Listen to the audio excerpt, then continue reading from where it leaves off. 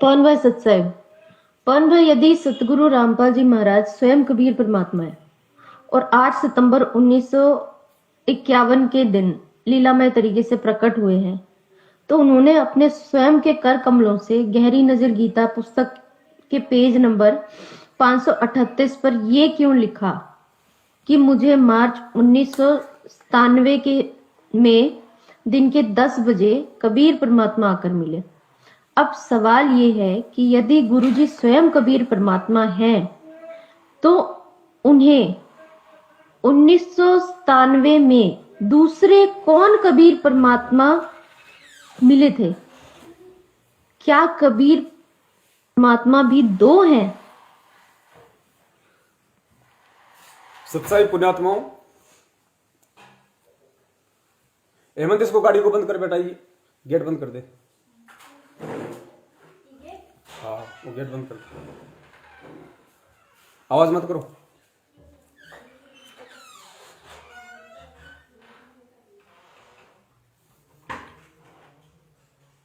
तो पुण्यात्माओं, जो पहला सवाल है बहन का, वो बहन ने ये किया है कि यदि सतगुरु रामपाल जी महाराज जी स्वयं कबीर परमात्मा हैं और 8 सितंबर 1951 के दिन लीलामय तरीके से प्रकट हुए हैं, तो उन्होंने अपने स्वयं के कर कमलों से गहरी नजर गीता पुस्तक के पेज नंबर 538 पर यह क्यों लिखा कि मुझे मार्च 1997 में दिन के 10 बजे कबीर परमात्मा आकर मिले।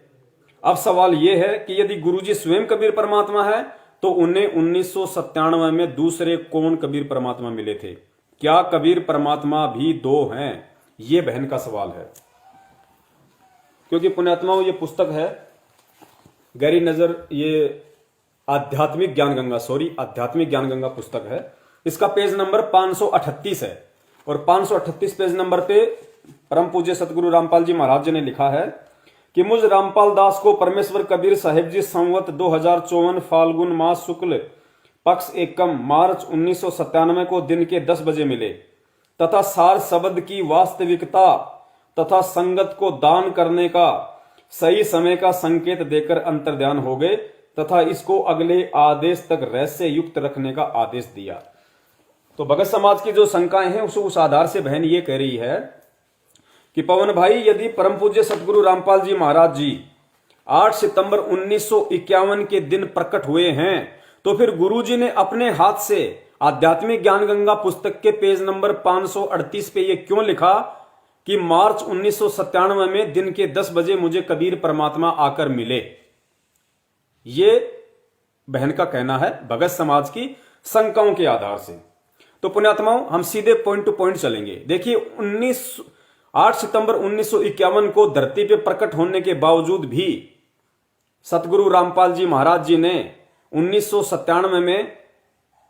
1997 की ये जो घटना है इसका जिक्र क्यों किया कि मुझे 1997 में कबीर परमात्मा मिले?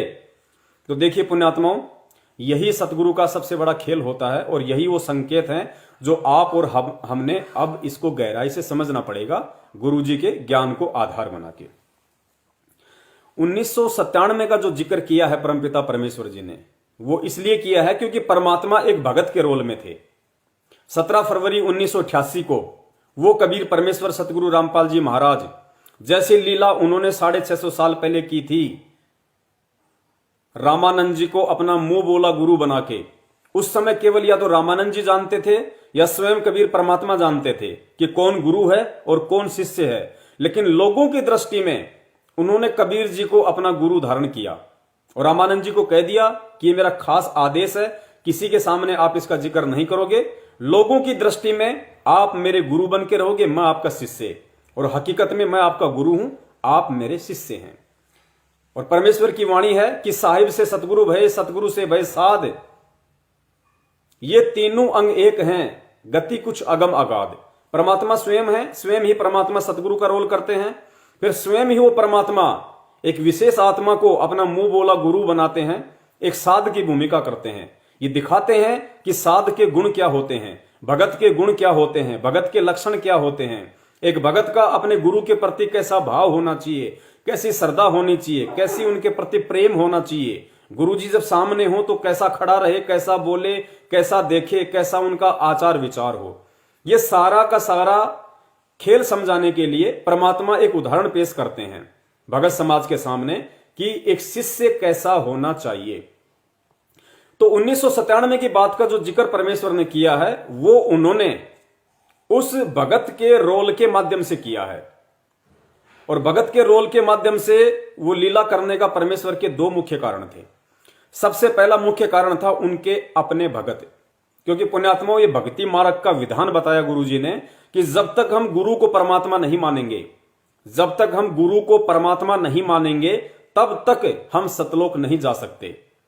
तो जो लीला परमात्मा एक आम व्यक्ति की सन 1951 से कर रहे थे और 17 फरवरी 1988 से जब उन्होंने दादा गुरुदेव स्वामी रामदेवानंद जी महाराज जी को अपना मुंह बोला गुरु बना के जो भगत की भूमिका की, और भगत की भूमिका करते हुए जो उन्होंने भक्ति की, जिस प्रकार से वो भगत समाज में रहे, भगत भाइयों के साथ में रहे, गुरु जी के चरणों में रहे, तो लोगों की दृष्टि में वो केवल एक भगत की तरह ही दिखाई दे रहे थे कि संत रामपाल जी महाराज जी भी हमारी तरह एक भगत है। 1994 में फिर गुरुदेव ने लीलामय तरीके से, क्योंकि उन्हें कोई आदेश नहीं दे सकता नाम दीक्षा देने का, वो लोगों को नाम दीक्षा देने का आदेश दे सकते हैं लेकिन उन्हें कोई नहीं दे सकता, लेकिन लीला उन्होंने ऐसी ही करनी थी जगत के सामने एक लोक दिखावे में। तो दादा गुरुदेव जी की तरफ से सन 1994 में संत रामपाल जी महाराज जी को नामदान देने का आदेश प्राप्त हुआ। अब नामदान देने का आदेश का मतलब है गुरु बनना। अब पुण्यात्माओं, जो उनके भगत भाई थे, जो दादा गुरुदेव जी से जुड़े हुए थे, वो उन्हें कैसे गुरु के रूप में स्वीकार करें। इसलिए और आज आप और हम जो पुण्यात्माएं हैं, हम कैसे यकीन करें कि संत रामपाल जी महाराज जी परमात्मा हैं और हम कैसे गुरु को परमात्मा माने। इसके लिए परमात्मा ने आध्यात्मिक ज्ञान गंगा पुस्तक में सन 2005 में ये 1997 वाली घटना का जिक्र किया, ताकि इस घटना को पढ़ के, इस घटना को जान के कम से कम जो मेरे भगत हैं वो तो कम से कम मुझे परमात्मा मान लें कि भाई संत रामपाल जी महाराज जी अब धरती पे नहीं हैं। क्योंकि संध्या आरती में हम लोग क्या पढ़ते हैं कि तेरा रामपाल अज्ञान किया सतलोक का वासी, तेरा रामपाल अज्ञान किया सतलोक का वासी।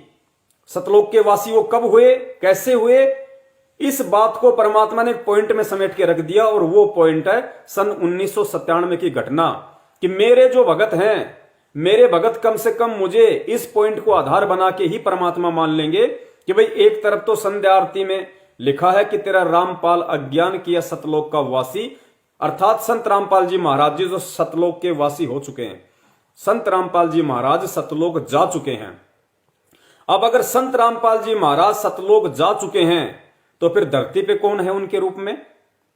इसलिए परमात्मा ने 1997 वाली बात इस पुस्तक में लिखी कि मुझे मार्च 1997 में दिन के 10 बजे कबीर परमात्मा आकर मिले, और यहां से मेरे भगत ये आइडिया लगा लेंगे कि भाई 1997 में जब कबीर परमात्मा संत रामपाल जी महाराज जी को आके मिले, उसी क्षण संत रामपाल जी महाराज जी की आत्मा को उन्होंने सतलोक भेज दिया, और उसके बाद से 1997 से खुद वो कबीर परमात्मा संत रामपाल जी महाराज जी के रूप में धरती पे प्रकट है।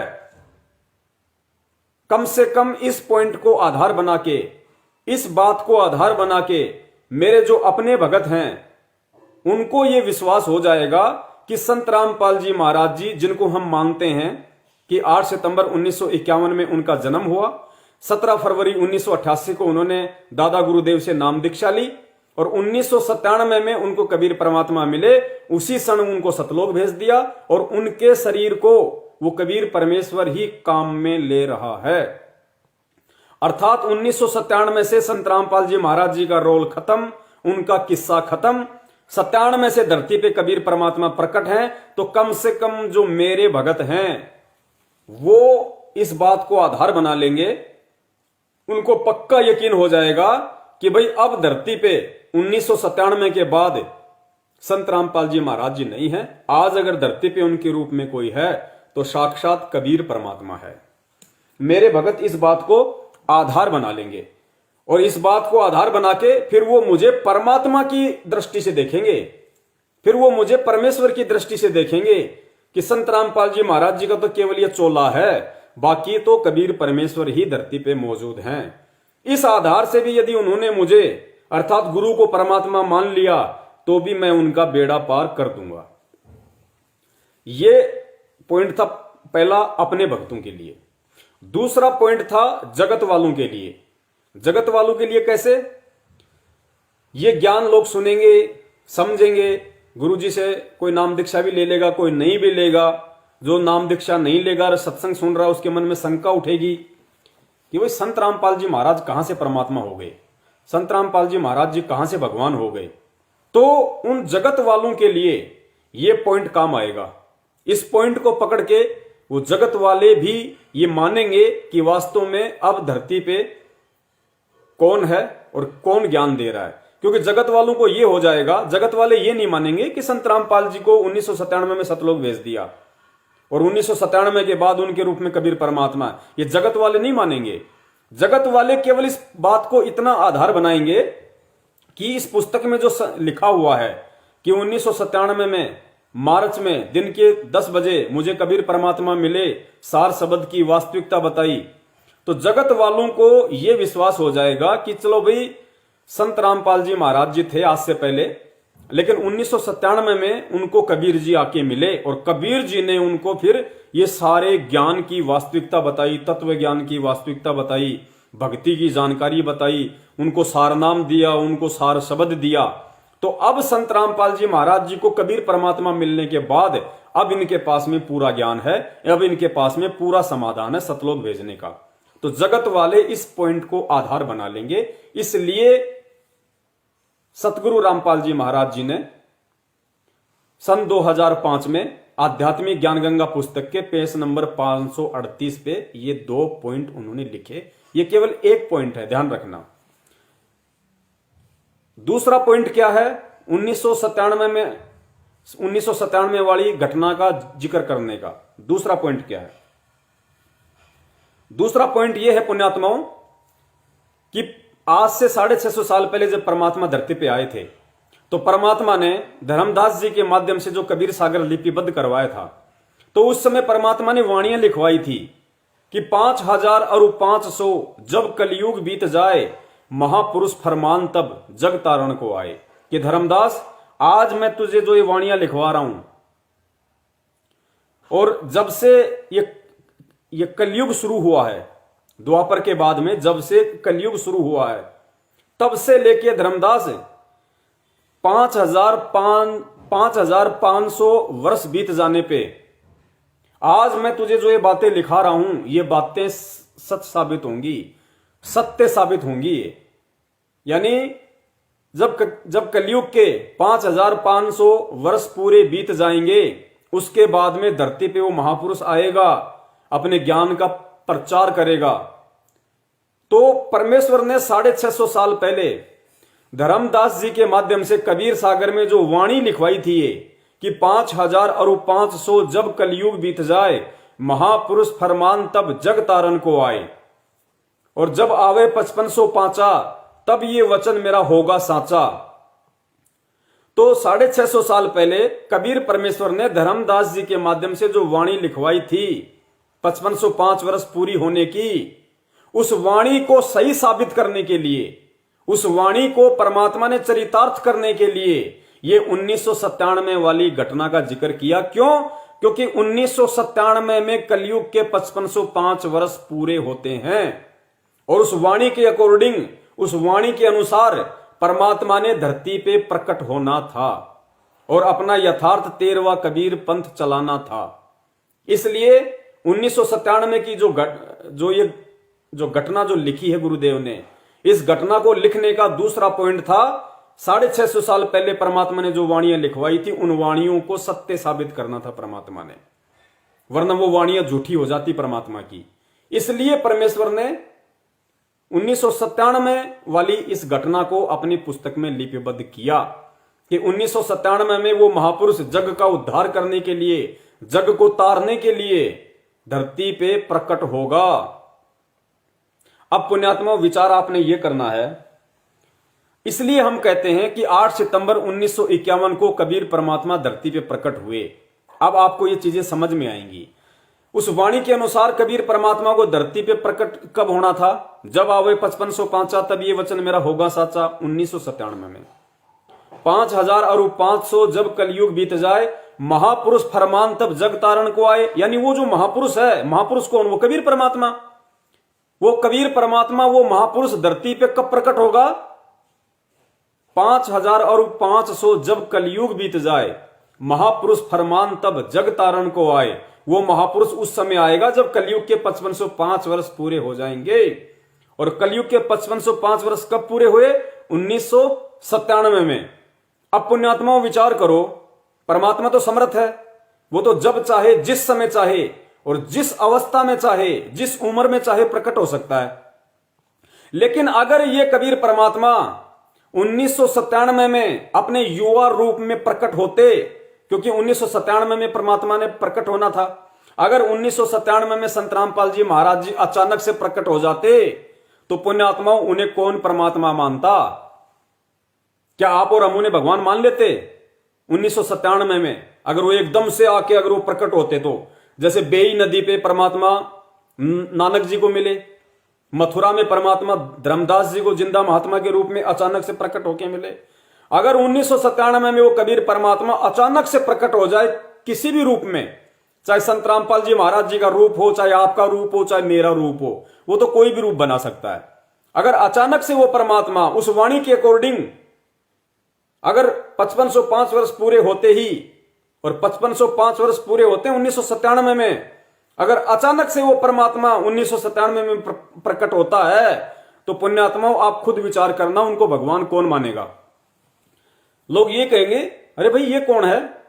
इस महापुरुष को ना कभी देखा, ना कभी किसी के मार्फत इनके बारे में हमने कोई बात सुनी, ये अचानक से कहां से आ गए? क्या उन्हें कोई परमात्मा मानता? उन्हें जादूगर मान लेते लोग। इसलिए परमात्मा ने 1997 में युवा अवस्था में प्रकट होने के लिए 8 सितंबर 1951 को धरती पे प्रकट होना पड़ा, ताकि 8 सितंबर 1951 से परमात्मा एक लीलामय तरीके से जवान होते होते होते होते, जैसे कबीर परमात्मा शिशु रूप में आए, जवान होते होते होते होते होते फिर परमात्मा एंड तक आए।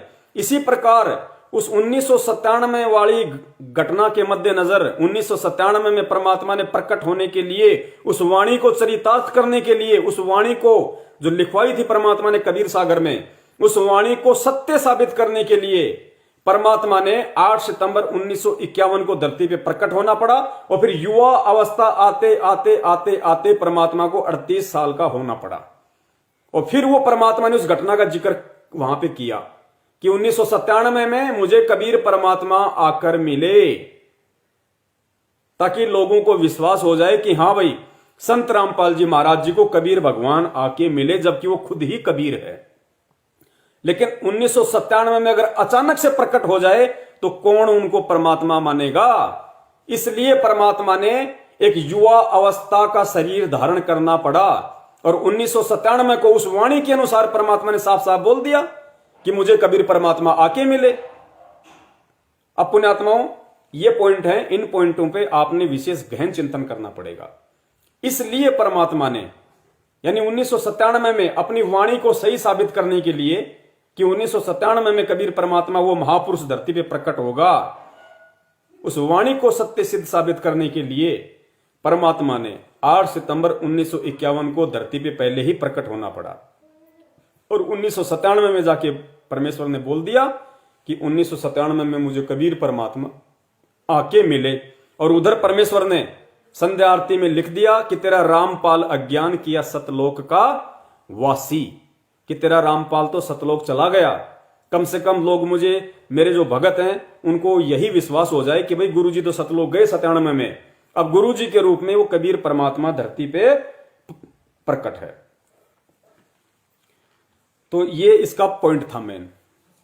उम्मीद करता हूं आप लोगों को समझ में आ गया होगा कि परमात्मा ने क्यों 1997 की घटना का जिक्र किया, क्योंकि उस वाणी को सत्य साबित करने के लिए परमात्मा ने पहले ही प्रकट होके एक युवा होना पड़ा।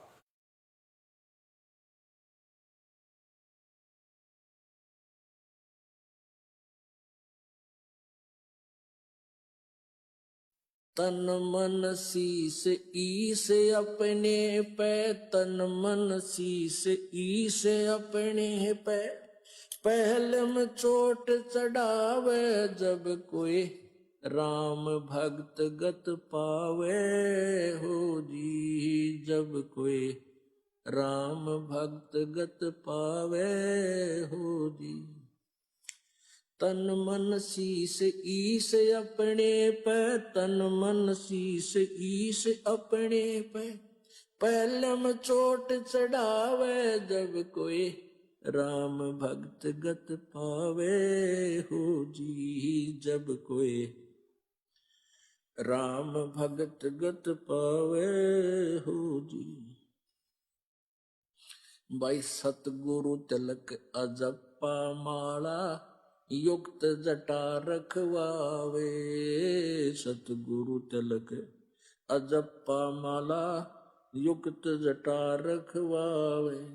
जत को पीन सत का चोला, भीतर बेख बनावे जब कोई राम भगत गत पावे हो जी, जब कोई राम भगत गत पावे हो जी।